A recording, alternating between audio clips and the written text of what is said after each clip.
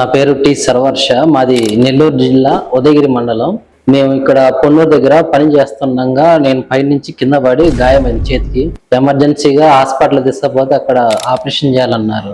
చేయాలంటే ₹1,00,000 అవుతాయి. అంటే మేము మిడిల్ క్లాస్ వాళ్ళం కాబట్టి మాకైతే డబ్బు అందుబాటులో లేకపోవడం బట్టి ఇక్కడ అవశాపాలెంలో బాగా కట్లు కడతారని చెప్పేసరికి మేము ఇక్కడికి వచ్చాము.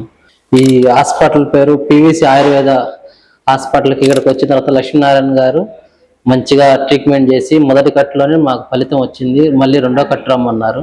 రెండో కట్టులో కూడా ఫలితం వచ్చేటట్టుగా మేము ఆశిస్తాం. ఆల్రెడీ ఒక కట్టులో మాకు 50% రిజల్ట్ వచ్చేసింది. సెకండ్ కట్టులో మొత్తం పూర్తిగా తొలగిపోతుందని నమ్మకంతో మళ్ళీ వచ్చాము.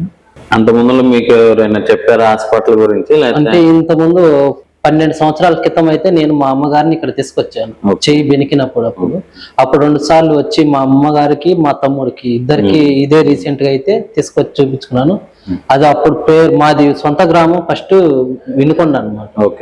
మేము మాది ఇప్పుడు ఆ అత్తగారి ఊరు వచ్చేసరికి ఉదయగిరి. ఇంకా అక్కడే ఉంటా ఉన్నాం.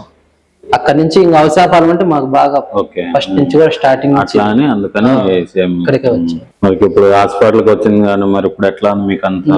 ఇప్పుడైతే నాకు ఫస్ట్ స్టార్టింగ్ లో వచ్చినప్పుడు చెయ్యి అసలు ఇంకా పని చేయదనుకున్నాను. ఇప్పుడు 15 days కే నాకు కొంచెం బాగా ఫలితం. నొప్పి అయితే ఏం లేదు. స్టాఫ్ గానీ ట్రీట్మెంట్ గానీ ఎట్లా? అందరు కూడా బాగానే. కానీ ఏంటంటే నాటు వైద్యం కాబట్టి కొంచెం కొంతమంది హెవీగానే నొప్పి భరించాలి. ఆ వారం ఫలితం కూడా దక్కిద్ది.